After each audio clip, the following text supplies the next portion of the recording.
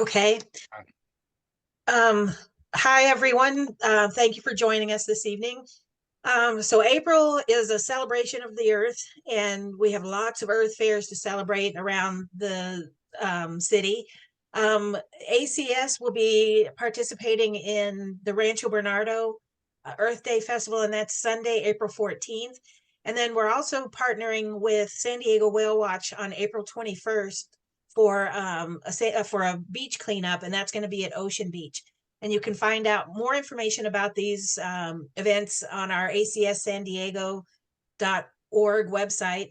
And if you'd like to volunteer with us, you can email us at acssandiego10@gmail.com.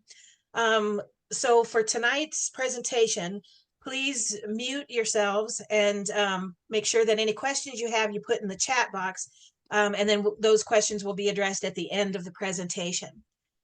This evening we have Dr. Francine Kersaw. She is with the Natural Resources Defense Council, and I think that the NRDC could be a presentation all on its own. Their slogan is "Suing Polluters Since 1970." They're credited with landmark cases like the Clean Water Act, helping to heal the ozone layer and replacing lead pipes in Flint, Michigan. They have over 3 million members and online activists with the expertise of approximately 700 scientists, lawyers, and other environmental specialists. Tonight, we have one of those scientists to talk about advancing responsible offshore wind development. Dr. Kersaw has also done research in ocean noise, ship strikes, bycatch, large whale entanglement, and whale genetics. She's a member of many prominent environmental genetic and cetacean working groups, including the NOAA Atlantic Scientific Review Group. Her alma maters are the University of Leeds, the University of Oxford, and Columbia University. And Francine joins us from South Carolina. Thank you, Francine, for staying up late with us this evening. And without further ado, please let us know more. Yeah, thank you so much, Leanne, and thank you for the kind invitation to come and talk to you all tonight. I'm really excited to be here, and yeah, I'm going to talk to you about, as Leanne mentioned, we work on a bunch of different things, and I'll get into a little bit more of an about us, about NRDC on the next slide, but I'm here to talk to you about what has been, I would say, a new challenge for us over the last few years, which is protecting marine mammals while helping to advance offshore wind development. And this is a topic I've been deeply engaged in for, I'd say, the last probably 6 or 7 years now, starting on work on the East Coast, where the offshore wind has been advancing a little bit more quickly over the last few years. But it's now a very hot topic on the West Coast as well, and we're starting to see leasing and movement and very similar conversations happening. So I hope this presentation will be interesting and contemporary and helpful to you all. So I'll just minimize this. Okay. So just Leanne did a wonderful job in sharing some of our mission statement with you already. So I'll maybe provide a little more detail that we were actually just talking about behind the scenes. So NRDC, we have a very broad mission statement, and we work on a wide range of issues from human health, water, protected areas, marine mammals. But we have two teams that really complement each other when it comes to the offshore wind development space. So we have a climate and clean energy team that has worked for, I think we can say, decades at this point to advance offshore wind as a renewable energy solution to help fight climate change. And they've been deeply involved in work with the administration and at the federal level to set, national targets, and also at the state level to help establish state goals for offshore wind procurement, to really advance this renewable energy type. And then we also have an oceans team that has a marine mammal kind of expertise, like specific team within that. And the oceans team is approaching renewable energy with the view of, we absolutely need this to help avoid the worst impacts of climate change on our ocean ecosystems. The ecosystems and species are already really being stressed by climate change. We need to resolve this, as best we can. But we also really care about infrastructure development in the ocean and want to make sure that any development that does happen is done in a way that reduces, any risks to marine life, including marine mammals.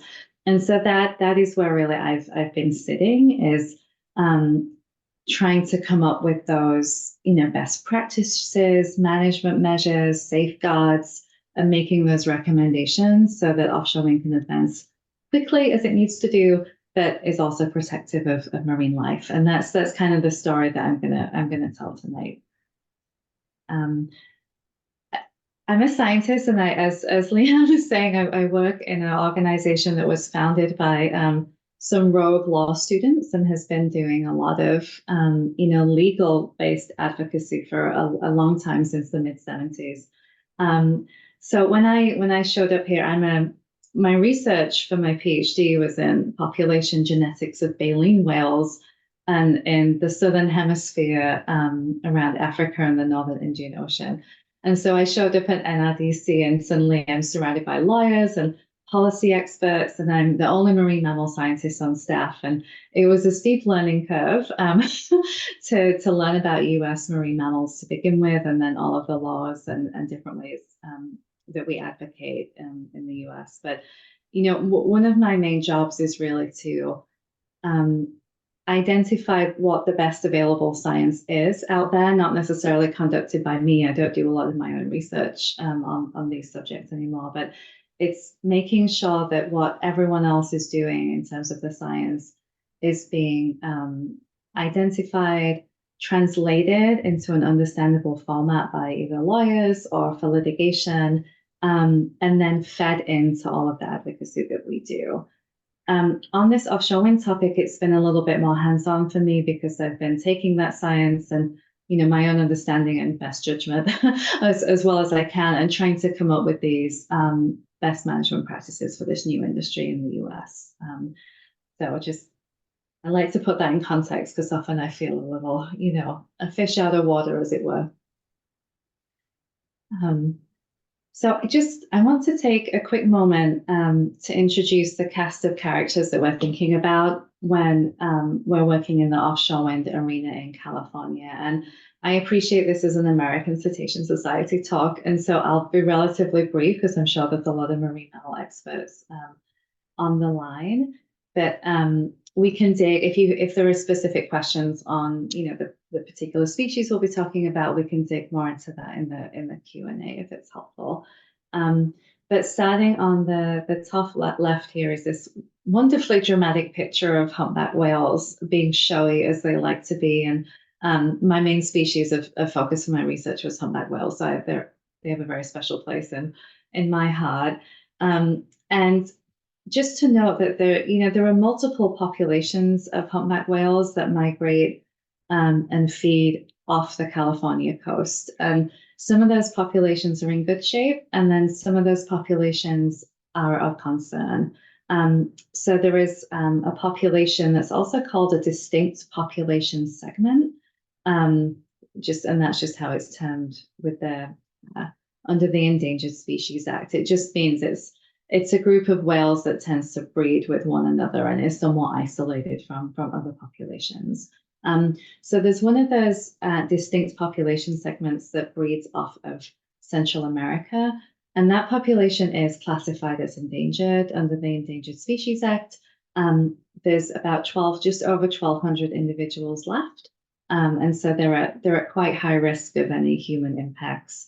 And then there's another distinct population segment that breeds more off the coast of Mexico, that also migrates up off in the waters of California, and that's considered threatened under the ESA. There's about 3,500 individuals estimated to remain, but again, that's a relatively small population size for a migratory species that's, facing multiple different human activities in different areas as they, migrate up and down the coast. We also have gray whales, which I think are migrating up the coast over there right now. I have a colleague who works in California who's been watching them from his window, which makes me really jealous.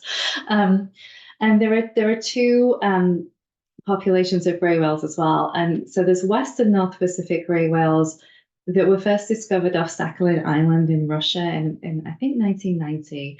And they are predominantly distributed in the Western North Pacific, so around Russia, and then they'll migrate up to the Bering Sea and feed and so on. However, there's been multiple types of scientific information like photographic and genetic matches, as well as satellite tracking results that indicate that substantial numbers of that population, after they forage and summit in the Western North Pacific, actually migrate across the southern Bering Sea and the Gulf of Alaska to Canada and the US Pacific Northwest. And so there is a possibility that Western North Pacific gray whales are visiting waters off the west coast of the US, including California. And this population is highly endangered. There's only estimated to be about 270 individuals left, excluding calves. And they're classified as endangered under the ESA. And if the population is going to remain stable, basically only one whale every 10 years can be killed by any type of human activity if that population isn't going to decline. So if you imagine, the distance at which they're traveling, the number of activities that they're like dealing with, fishing gear, vessels, things like that, they're really vulnerable, and so we need to be cautious that they might be off the coast. The Eastern North Pacific population is more abundant, but they are in recovery from something called an unusual mortality event, or a UME. And I apologize for only having the acronym here on the slide. And I'm going to describe that UME a little bit more in a couple of slides. But even though they're a larger population, they're still in a vulnerable situation. And then there are also fin whales down here on the bottom left, and blue whales, of course, and they're both classified as endangered, still recovering from industrial whaling activities over the last century and two. And then similar to Western North Pacific gray whales, there's a couple of other really rare species that sometimes do visit California. The North Pacific right whale is extremely rare. There's only estimated to be about 30 individuals left, although science on this particular species is fairly limited. They're very elusive. There's been some new cool acoustic data that the federal government have been collecting that has like provided us with more information about this species recently. But they have recently been seen off of California, which was really exciting. But when we're thinking about, planning a new industry in waters off the West Coast, we need to assume that they might be in the area potentially at a given time. And then we have also southern resident orcas, also, critically endangered. Only about 74 individuals are remaining, and they are declining. And they have critical habitat designated under the Endangered Species Act along the California coast as they kind of migrate down on a foraging journey on every year. And then there's also small resident populations of marine mammals, like the Morro Bay harbor porpoise, which, while the Morro Bay harbor porpoise are not currently at risk, their population size is fairly robust. The fact that they're limited to a small area means that they are vulnerable to any activities that are happening in that area. Isolated populations with specific habitat needs it's hard for them to move to other areas. They're very dependent on the area that they know. And so, we need to be thinking about them as well. I'm just briefly going to talk through some of the stresses that these species are currently facing off in West Coast waters, including California waters. I think for those of you who attended Regina Asmutis-Silvia's talk last month, these will be very familiar to you. You'll see that her talk was about North Atlantic right whales on the East Coast. You'll see that the stresses are essentially the same off both coasts. So the first big one is entanglement. You can see here a whale that is entangled with a fairly thick fishing rope. You can see the buoy at the end of the line there, and it's wrapped all the way around. Entanglements are incredibly harmful to whales. They can kill them by drowning relatively quickly, or they can endure very painful injuries over time that may eventually lead to death. Ill health, reduced reproductive output, malnutrition as they're dragging heavy gear around and they can't eat enough to offset it. So yeah, entanglements are not good for whales at all. And you can see this graph here is showing confirmed entanglement reports from 2003 up to 2022, and these are West Coast specific entanglements. And you can see that they were fairly, they've always been occurring, but at relatively low numbers up until about 2014, 2015. And then there was this big jump, where we saw more than, I think, a little over 55 entanglements in 2016. And while those levels have come down a little bit, they still remain high. And you can see humpback whales are one of the main species there that are affected, but gray whales and blue whales and a number of unidentified species are also involved. And you don't need to worry about all the text on this slide. It's actually available online if you want to look it up afterwards. But essentially, and this gets us back to climate change, right? And one of the effects of climate change on the ocean that we, really need to be helping to tackle by a move to renewable energy. But essentially, the marine heat waves that you all have been experiencing off the West Coast have, as you all know, have had dramatic effects on ocean ecosystems. And what it's essentially done is it's changed the distribution and abundance of different prey species of whales. And so humpback whales in particular are pretty good at switching prey. If they need to, they can find and eat and kind of hunt a diverse array of different species to eat.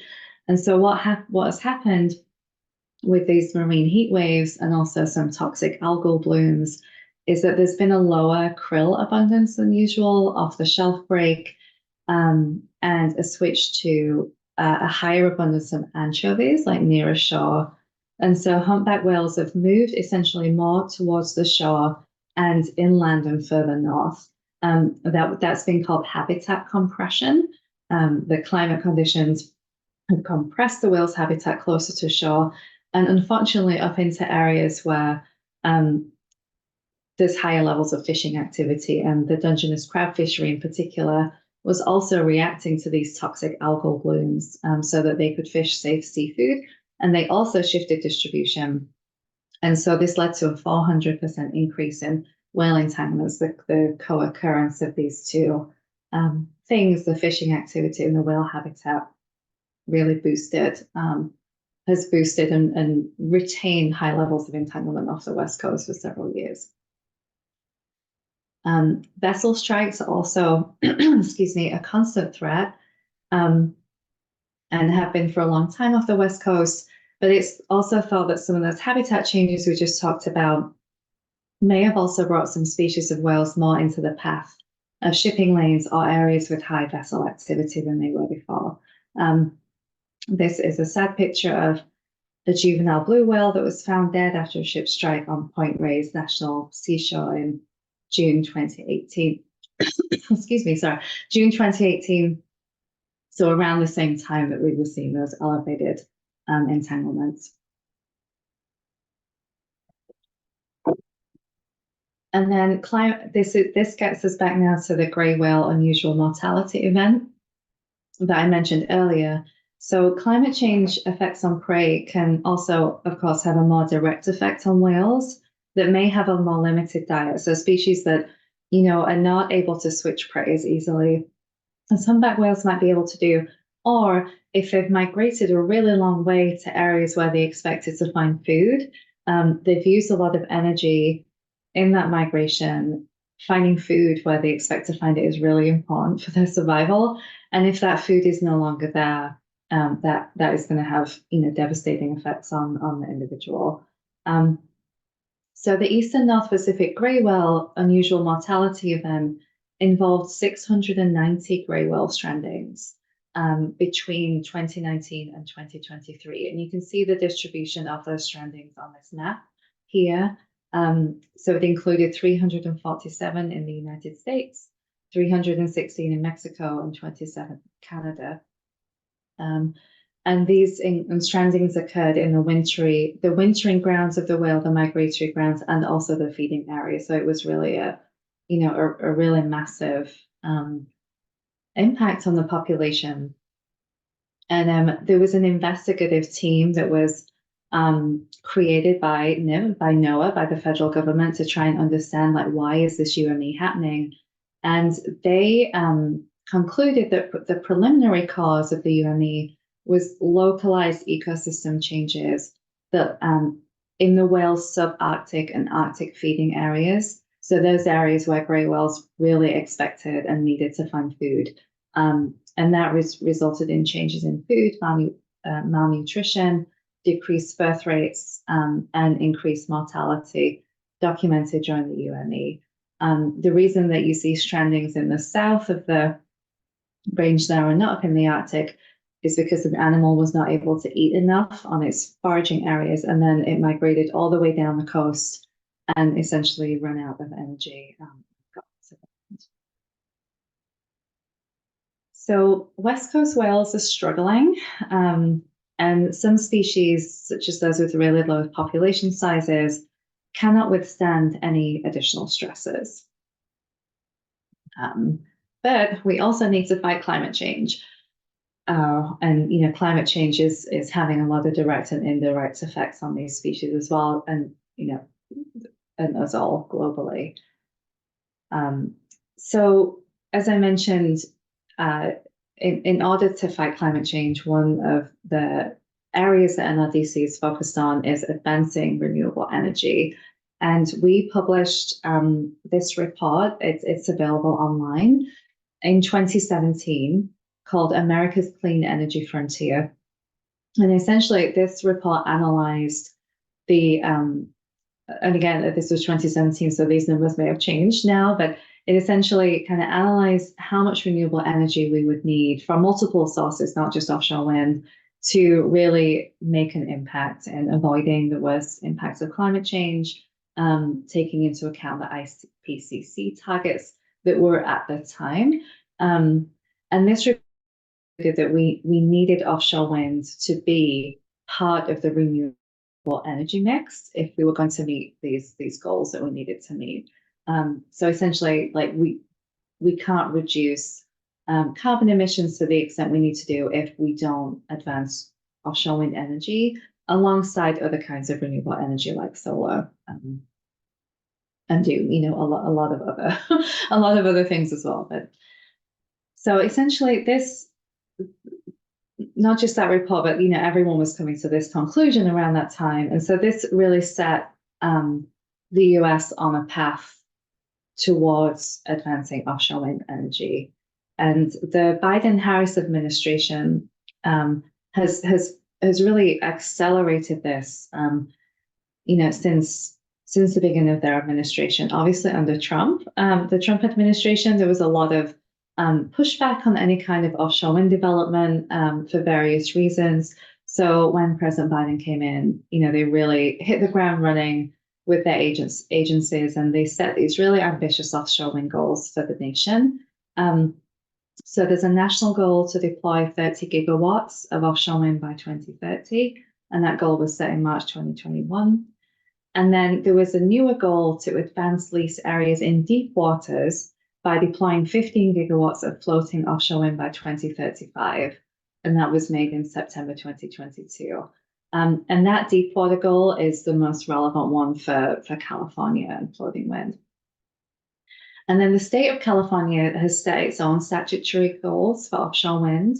And so offshore wind energy procurement of 5 gigawatts is the target by 2030 for the state, and to generate 25 gigawatts of offshore wind energy capacity by 2045.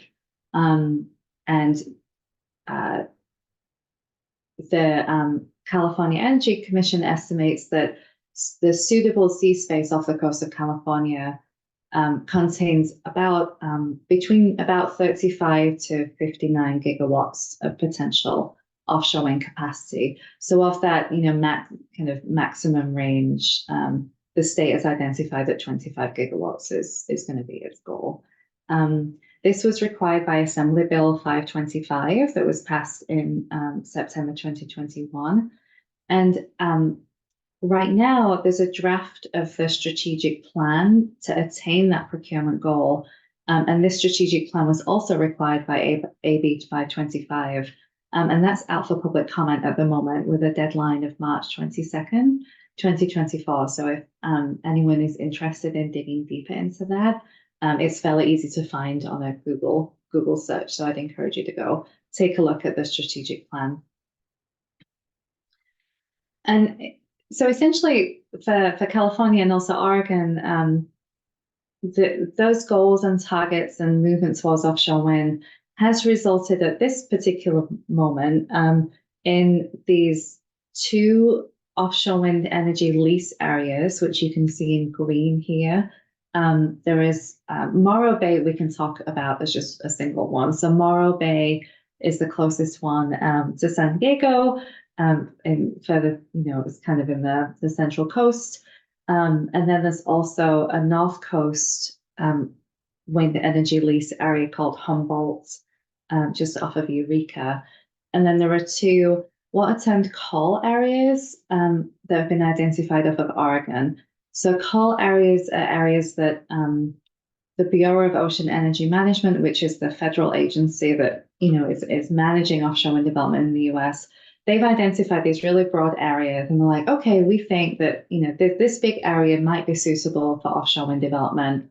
Please, send me your public comments on, is there interest from developers in this region? What are the main environmental concerns? What are the other constraints? What does the Coast Guard think?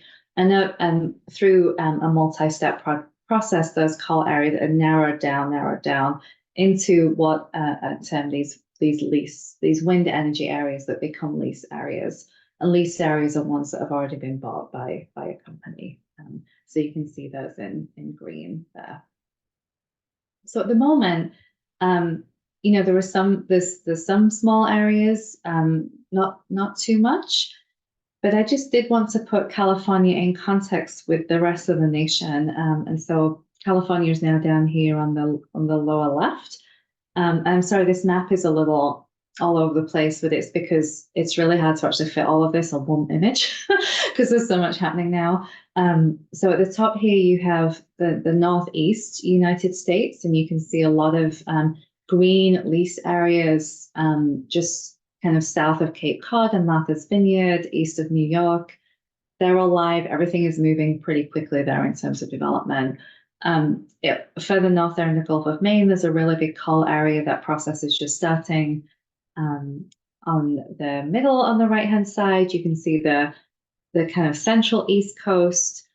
A lot of green lease areas there as well, and some bigger coal areas that are further offshore. At the bottom there, the Gulf of Mexico has also started moving. And there's some coal areas that have also been identified in Hawaii, although those have been moving on a slower track. So there's a lot going on. And the West Coast is probably about five years a time lag behind the East Coast in terms of offshore wind development. And so with these offshore wind goals for the state and the nation, I think we can expect to see, California ramp up the identification of additional coal areas, additional lease areas. And so it may not look exactly like the East Coast in 5 years, but I think we can expect to see many more of those green areas off the West Coast over the next few years. And I just want to do a real quick overview of the technology. And again, this could be a presentation of itself, so I'm gonna rush through it a little bit so we have time to dig into the meat of what we want to talk about, which is kind of the marine mammal component of this. But you'll see here the type of offshore wind technology that is used is really dependent on the water depth. So all of the development that's been happening on the East Coast and the Gulf of Mexico is over on this left-hand side in shallower waters, 60 meters or less. And these are called fixed foundation turbines, most of which are big concrete pillars that are essentially hammered or pile driven into the seabed. And, you know, there's actually, this was the topic that brought me to this work originally, because that pile driving makes large amounts of noise. And noise is, you know, not can be very harmful for marine mammals. And so I was originally trying to minimize, you know, noise impacts on right whales, and then the work expanded from there. On the west coast, in these deeper waters, once you get over 60 meters in depth, you need to switch to floating wind. So these are technologies that, and I'll just, again, don't worry too much about all the words on this slide, and the caveat being as well that the technologies are still very much in development and in flux. But essentially for floating wind, you have some kind of floating platform that is moored and anchored to the seabed by mooring lines with anchors on the bottom, and then the wind turbine generator and the kind of the pillar is installed above that. And there's some different styles, but they all essentially do the same thing. And just to give you a sense of the size of these things too, I mean, they're really they're huge. I mean, they're among the largest rotating machines ever constructed, and they're getting bigger over time. So you can see, you know, they started being quite small. I like this figure because it starts in the 19th century, which I think is kind of neat. But even over the last 2 decades, and they just got so big. And this building here on the right-hand side, I think is the Shard in London, which is a little bit taller than the Eiffel Tower. And this is where we are right now. And we're expected that we might even see 18 megawatt turbines in the next few years, and they may be even bigger. So they're really like mind-bogglingly like huge installations. And of course, there's not only one in a offshore wind farm. There are several, and this was an image that we had created, and it's actually part of a scientific paper that we published with Sarah Maxwell, who's a scientist at the University of Washington, and various other colleagues. But at NRDC, we felt like this image was really important to create, because all of the images of floating wind and wind turbines often in general, they only show 1 or 2, right? They don't show the full footprint of the installation. And so we felt it was really important to give some sense of like what this would look like at scale. And this image, the one on the right that shows the full wind farm, is scaled to the size that we would expect for a wind farm off of California. And so you can see that once you have those mooring lines on each platform, and then the figure on the left here shows it's called a dynamic inter-array cable, which is essentially the cable that the electricity moves along. So the turbine generates the electricity, that is passed along a cable to the next one, and the next one, and the next one, and then eventually to an offshore substation that you can see over here on the right. But those cables kind of just float in the water column, maybe about 100 meters down. So you do have, you know, quite a large web of various cables and mooring lines and things like that need to be taken into consideration when we're thinking about potential impacts. So like any type of energy development, offshore wind will have some impacts on the environment. It's impossible to create install infrastructure, particularly at that scale, and think that it won't. So we need to kind of tackle this head on. And marine mammals are one of the species groups that you know will likely be impacted in some way. I work with several other NGOs, all in a similar space, but with expertise on birds and bats and sea turtles and sharks. And so NGOs kind of collectively are coming together to try and develop recommendations to reduce impacts, not only on marine mammals, but multiple taxa. And my species has been the marine mammals. So NRDC in mulling this over, you know, and it took us a little while to come to our internal position on this because we do want offshore wind to move forward quickly, and we don't want to generate unnecessary roadblocks to that.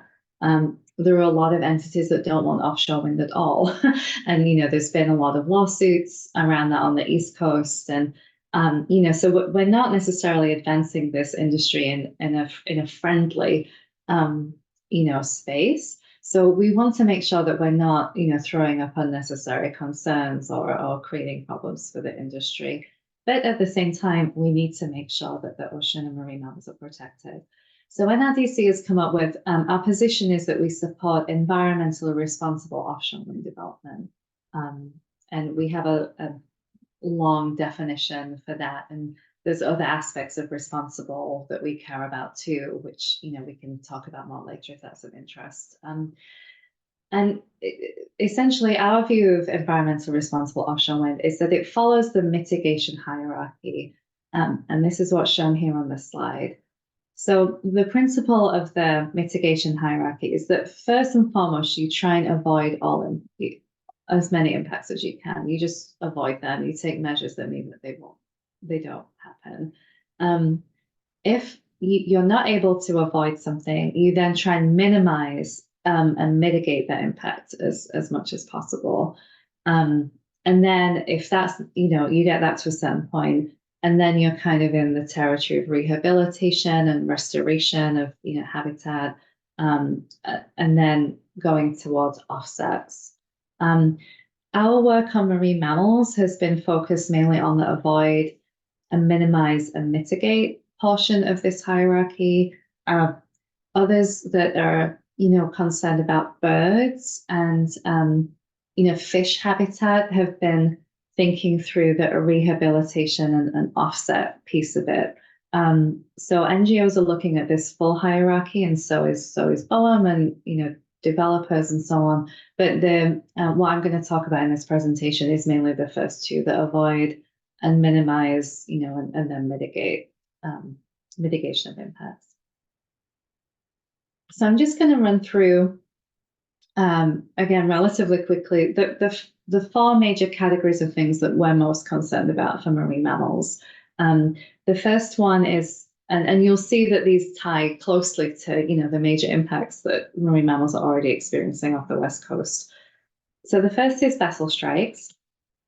And offshore wind turbines, you know, either as they're being planned or as they're being constructed, or then when they're operating, they need to be serviced regularly.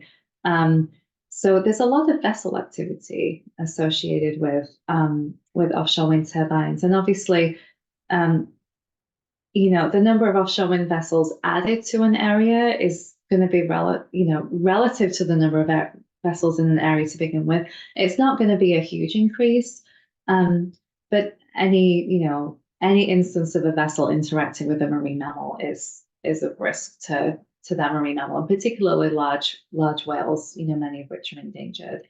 And during the operations period, so when the turbines are being serviced, making sure that they're functioning okay, you know, if they're breaking down, they need to be checked really regularly.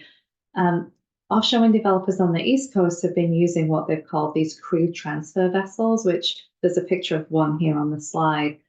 And many of them take like a catamaran kind of format, and they're designed to move quickly, like 20 knots, 25 knots, shoom, shoom. They want to get workers from the coast out to the turbine and back again.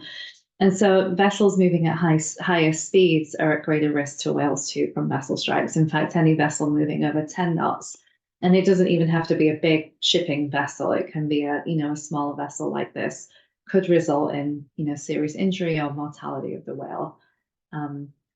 And this map just shows, and this was the latest data I could find, but it's from 2017. This shows AIS data. So essentially, ships that have AIS trackers are usually the larger commercial ships. And I just wanted to put this in here because it demonstrates that the Morro Bay lease area that you can see in Central California already overlaps with kind of a major shipping route.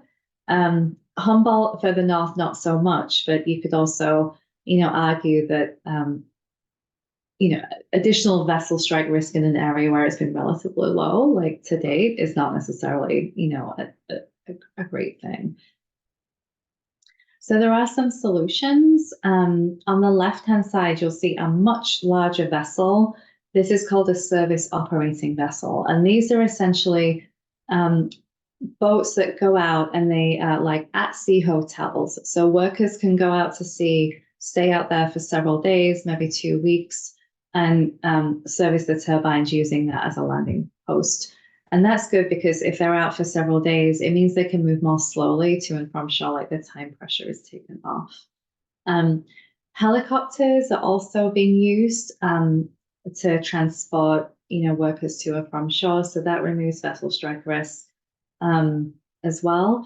And then the top right one is, I would say, a little bit more of an emerging technology that people are building drones to help service offshore wind turbines without the need for human workers. And for California and like floating wind, which takes place really far offshore and in deeper waters, these kind of remote technologies really do make a lot of sense, or the vessels that can stay out for a long time, because they're far from shore. It takes a long time to get there and back. And so there are cost efficiencies from these alternatives as well.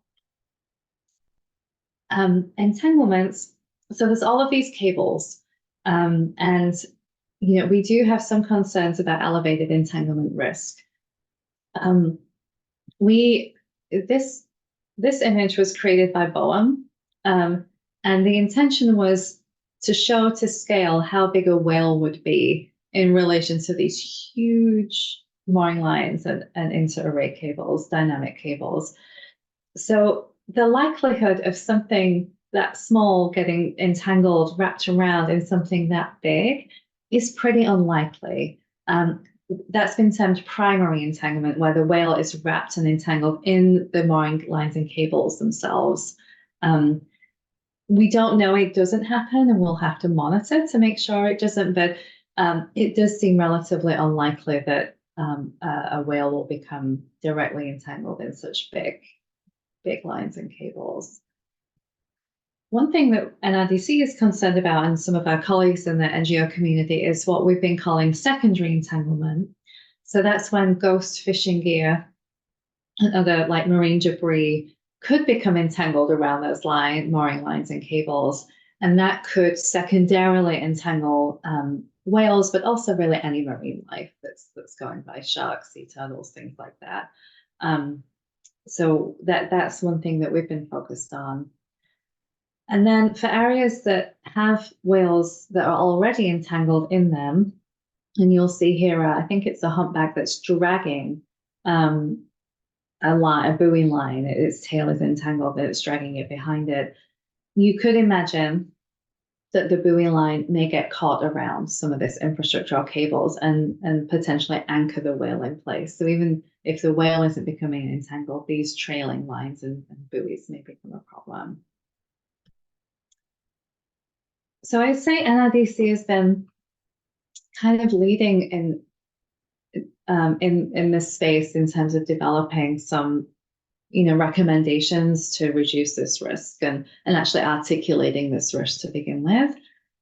So we do have a set of best management practices, and they were reviewed and collaborated on by several NGOs that are listed at the top of the slide here. And we're currently working up these recommendations into like a formal NRDC publication that has a bit more information about technological solutions and things like that. So I'd be happy to, once that comes out, kind of share that around. I'll make that available to you all if you're interested. But the crux of our recommendations is that multiple monitoring methods need to be used in parallel. So we need to be continually monitoring for any unexpected weight or strain on the mooring lines or cables. We need ideally daily remote inspection of the mooring lines and cables, at least close to the platform where they're closer to the surface, and more likely to be interacting with like marine debris or whales. And then having monthly acoustic or remote visual inspections of the full length of the submerged infrastructure, because we need to find out if any of this is occurring at depth, you know, and if it is, there's probably not much that can be done to save an entangled whale at depth if it's found too late, but we could be removing that marine debris to prevent ghost fishing. We also need clear protocols to manage a detected entanglement or debris removal if it occurs. And then one of the things that's been tricky for us for this topic is that we really don't know. Like, we don't know if this is going to be a problem or not. And so we don't want to be, you know, creating burdens for industry or just in terms of, you know, expense or asking for things that are not necessary. So we really want to adapt to this, manage this adaptively. So we want to monitor a lot in the beginning so we can learn. And then if we're not seeing that this is a problem, we can step that monitoring down over time. Maybe after there's a storm, we like monitor frequently again, because a lot of, you know, debris and things get kind of churned up around in the ocean after storms. But we need to be kind of learning as we go on this one. And there's some cool technologies here that could do some of this remotely too, like walk up and down the wires themselves looking for marine debris, and it's kind of pretty neat. We're also concerned about noise exposure during site assessment and characterization of the seabed. So before any offshore wind turbines go in, the developer needs to map the seabed and also a relatively shallow depth under the seabed to try and understand, you know, are there rocks there? There's a lot of shipwrecks on the East Coast and cultural sites, so they need to kind of see where they are. What is the sediment type? Is it suitable for installation in this place or not? And they use this, they do this using sound, using acoustic mapping technology. And this slide here, what the thing I want you to look at most is this, the part of the image that says HRG equipment, which stands for higher resolution geophysical equipment. And that's just what they call those particular surveys. They're mapping things at high resolution. And then these are the, above the black line, you can see different groups of marine mammals. So we've got toothed whales, seals and sea lions, also fish, and then baleen whales. And each of those different groups hear at different frequencies. They have different frequency ranges. And so what this image is showing you is that the HRG equipment, there's different types that operate at different frequencies, but some of them do overlap with multiple marine mammal groups, and pretty much all of them overlap with odontocetes. So marine mammals can hear these sounds and may be disturbed by them. If they're hearing them at really close range, they could potentially be injured or, you know, experience temporary hearing loss. So we want to, you know, minimize this as much as possible. And one solution here is that the surveys in deep water should be conducted at depth. So the deeper the water is, the louder the sound needs to be to get all the way to the seabed and do the mapping. So we want to like minimize the sound that's required and the power of the sound that's required as much as possible. And so you can, some companies like Equinor have already invested in, and really it's the little like submersible, remotely operated submersible on the right in the middle of the slide that I wanted to showcase here. So that can do the mapping itself at depth. So you can put that, you know, 40 meters above the sea depth. That's what I've tried to emulate here with this tiny little gray rectangle on the right-hand side, the best I could. And then the cone of sound that's needed, which is shown in this yellow triangle, is much less, and the power level will be much less than if you're trying to do this from the surface. So that's been our recommendation. And then you can also change the power settings of these technologies too, to make sure you're using the lowest one possible for what you need at a given time. Then the final piece I want to touch on, and I know we're kind of getting up to time here, so I want to make sure there's time for questions. I was told the timing could be a little squishy, so I'm gonna like maybe ask for an extra 5 minutes. But is this idea of large-scale habitat change and displacement? So these areas are pretty large, and it's a pretty significant footprint of development in the ocean. And again, we don't know, because offshore wind is so new in the United States. We don't know if these impacts are going to occur. We don't know if animals may not want to use an offshore wind area the same way as they did that area before. But there are some areas off the West Coast that are more important to whales than others, particularly for foraging. And these maps here, actually, this paper just came out last month, or I think it was last month, with new information on the location of what are called biologically important feeding areas for whales. So I think you can expect to find whales like almost like anywhere, but behaviorally, they're probably going to be most impacted if they're doing something important like feeding in an area and then cannot feed in that area anymore. So these are just showing biologically important feeding areas for blue whales, fin whales, and humpback whales. And I just wanted to show that, in some cases they do overlap with the current lease areas off of California. And, as we probably build out more lease areas and coal areas, that overlap may increase. And so, there's a potential that whales may not be foraging in areas that they would otherwise choose to be if they're disturbed by offshore wind. There's so much on this slide, and I'm sorry. The reason I put so much text here is because I think the nuance is really important. There's been a lot of discussion about potential hydrographic effects of offshore wind turbines on things like upwelling. So let's walk through this together. So if we start at the top on the left-hand side, this is just a very simple schematic of how upwelling works. So surface winds, push warmer surface water, offshore or down the coast. That creates space for deeper, colder, nutrient-rich water to come up to the surface towards the shore. And then that process is very important for making nutrients available that support zooplankton and all the basis of the food chain.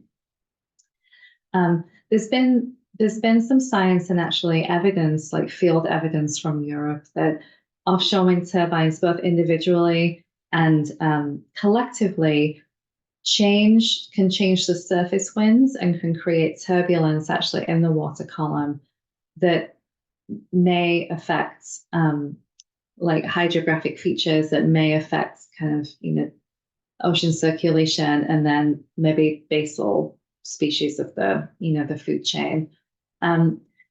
NOAA, if we go now to the left at the bottom, NOAA has been looking into this for right whales on the East Coast because right whales eat calanus, which is a type of zooplankton, and some offshore wind areas are being developed there in really important feeding areas for right whales.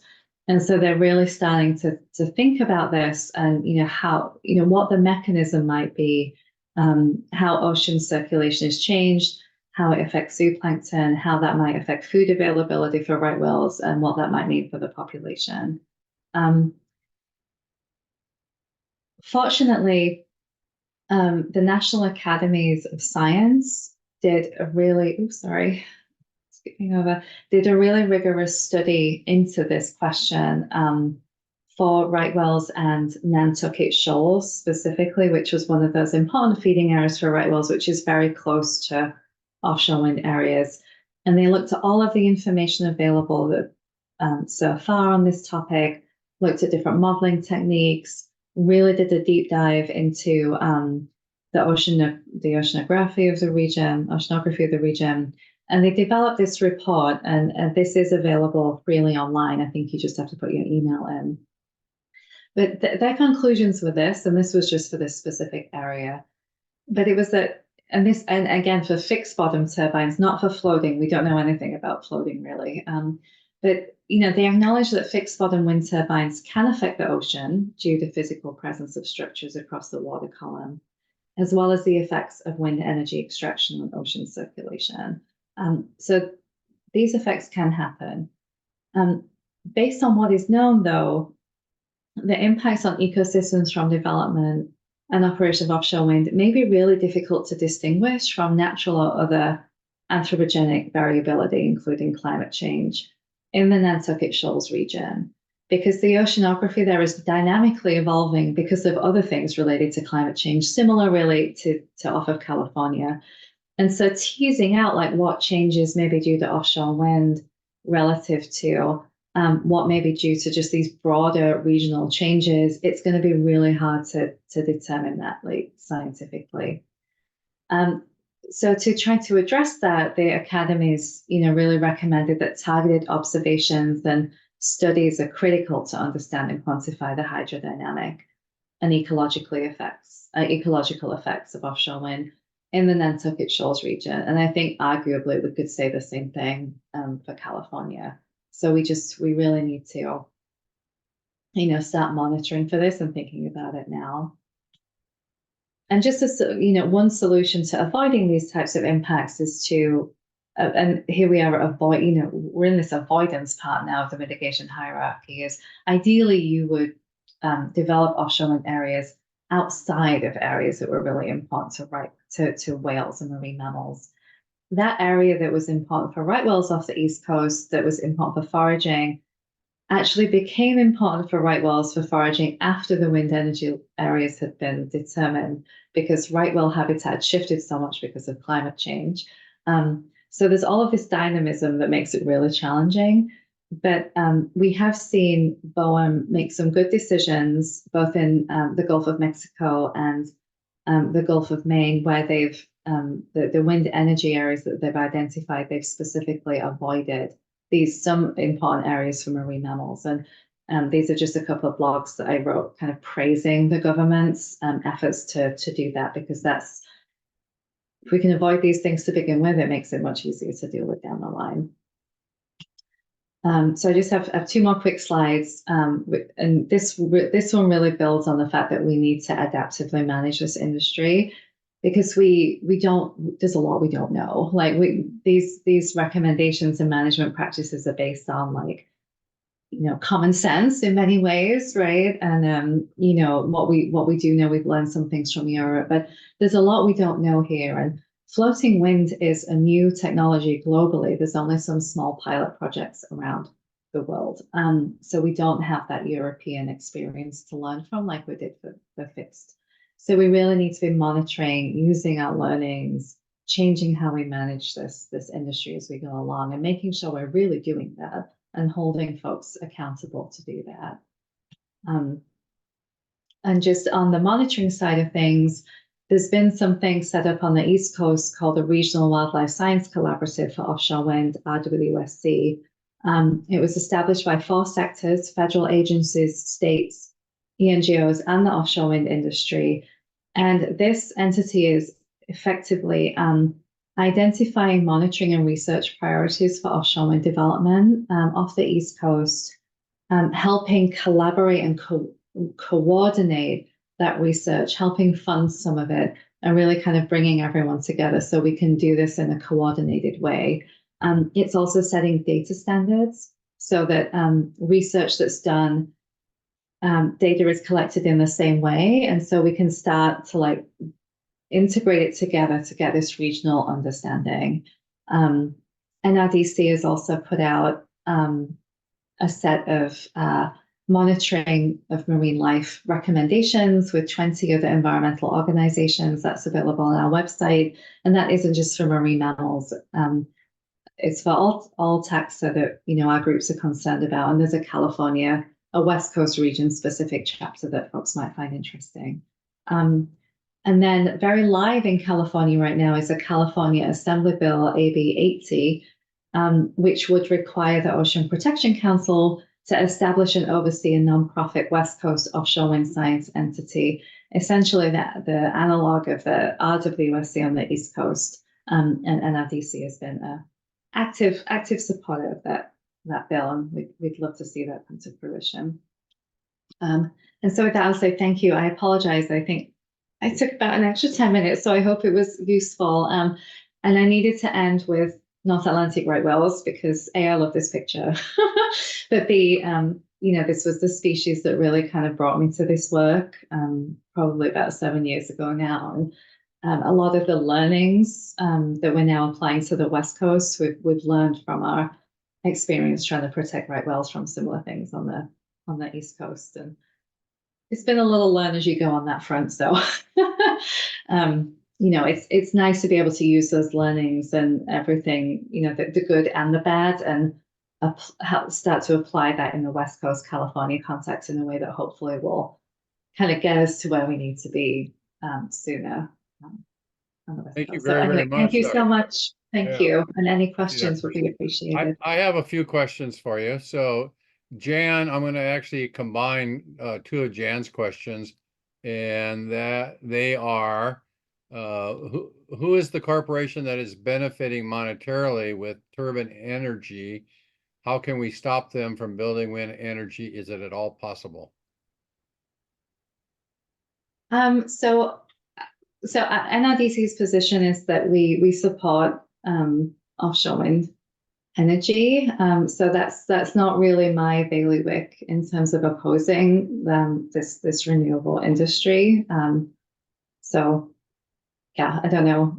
I don't know if I'm like the best person to help answer that particular question. Okay. I thought that the mooring, when you showed that one array, the mooring lines looked like an artificial forest. Yes. That marine mammals would have to somehow figure out how to navigate or avoid. Any thoughts on that from your perspective? I mean, you did a great job laying that out there for us.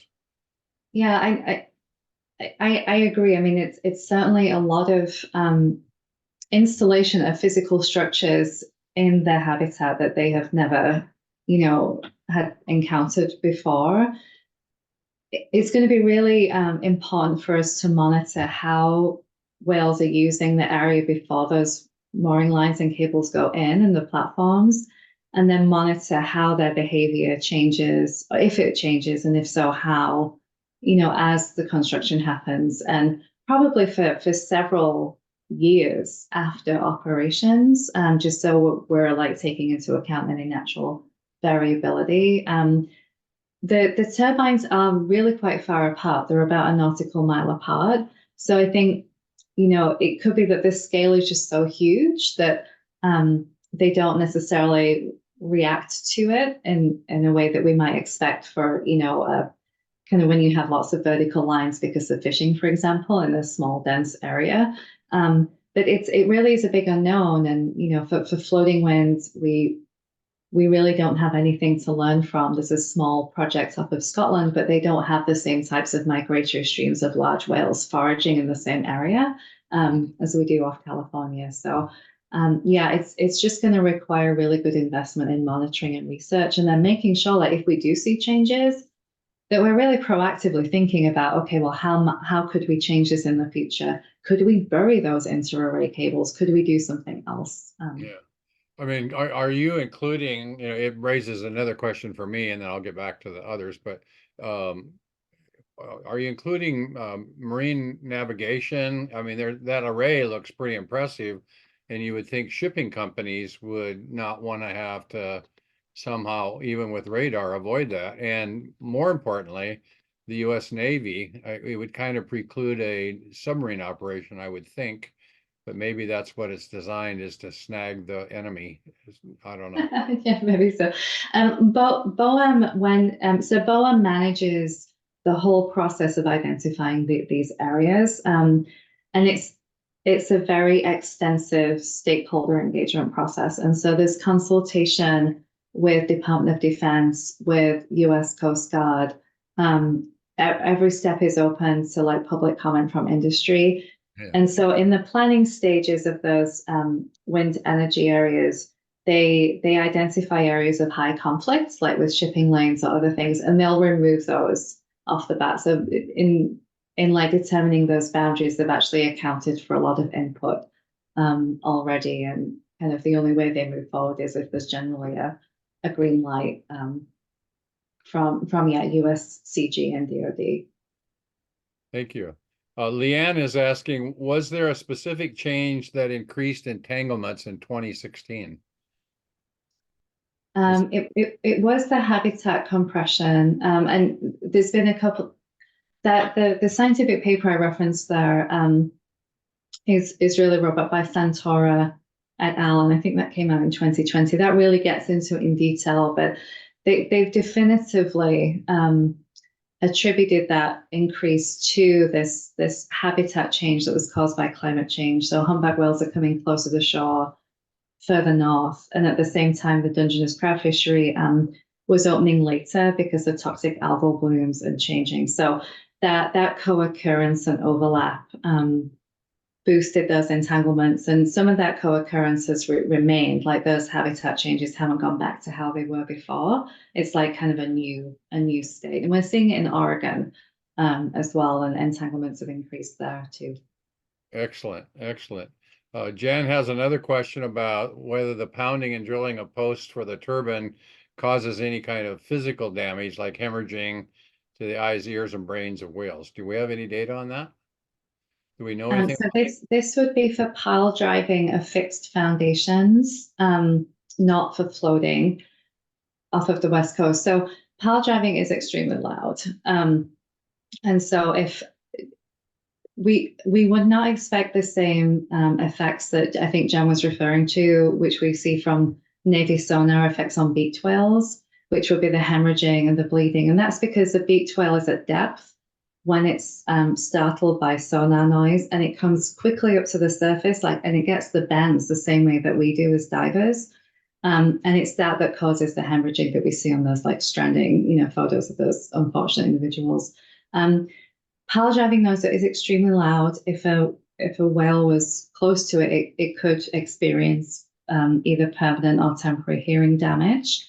I would not expect a mortality event, although because of that. So there's a lot of measures in place to protect whales from that happening on the East Coast. There's multiple industry is required to monitor for whales visually and also using hydrophones passive acoustically. They can only pile drive at certain times of year when right whales at least are not likely to be there. They have to use technology that essentially buffers the noise. So they wrap bubble curtains around the foundation as it's been hammered in, and usually actually using two of those different kinds of technologies is really helpful in reducing the sound. So it's definitely a risk, but there are a lot of mitigation and minimization requirements on industry by the federal government to protect whales during it. Thank you. Ideally, you would not pile drive. There are fixed foundations that are like big concrete blocks that you can sink to the seabed, or there's suction buckets that vacuum themselves into the seabed. We've been pushing for those solutions as an alternative to pile driving. It's been challenging to get the supply chain development in place for companies to view that as an affordable enough option for the US right now. But we have heard developers are looking at it more seriously, I think, now than they were a few years ago. Excellent. Just a couple more questions that we have in the chat at the moment. Do the company, this is an interesting one, do the companies have to submit a plan for retiring the turbines once the end of use has been realized? They do have a requirement for a decommissioning plan that needs to be approved by the federal government. My impression is, because those plans would be 30 years out, there's a lot of active discussion about what should be in them and what developers should be required to do, but they are required by statute to submit those, yeah. And then Nicole's asking, can you discuss what lessons have been learned from the fixed turbines in Europe? We're late to the game, aren't we, the United States? Yes, yeah. So yeah, there are several lessons learned. I think for marine mammals specifically, that some small cetaceans that are sensitive to noise, such as Haberpoppus. So Haberpoppus is the species of concern in Europe. They're very sensitive to noise and habitat displacement and things like that. So it's been a little bit of a mixed bag, the science there. So for some wind farms, and some studies have shown that Haberpoppuses are displaced from the area during construction with all the noise that's going on, but they'll come back again. There's other studies that indicate that they might not always come back again at the same level as before. It's not always easy to know if that's because of the offshore wind site or because of some other like larger scale change. But long-term displacement has seen just in a few instances. We don't know, we can't really learn very much from large whales from Europe, so that's been like the new thing here. The other thing that we've learned from Europe is about these hydrodynamic changes. There is evidence from the turbines there, both individual turbines and at scale with modeling, that upwelling is affected, oceanography is affected, patterns of primary productivity, for example, on the German shelf, I think it's a German bight shelf, have changed. And it does seem that is because of extensive offshore wind development. I mean, the level of build out there is very, very extensive. And the turbines are smaller and they're built closer together because, they started 10 years ago when the technology was kind of smaller and things like that. So, yeah, we have some learnings, but I won't say that there's anything that transfers perfectly over from Europe, but it definitely gives us things to be aware of, and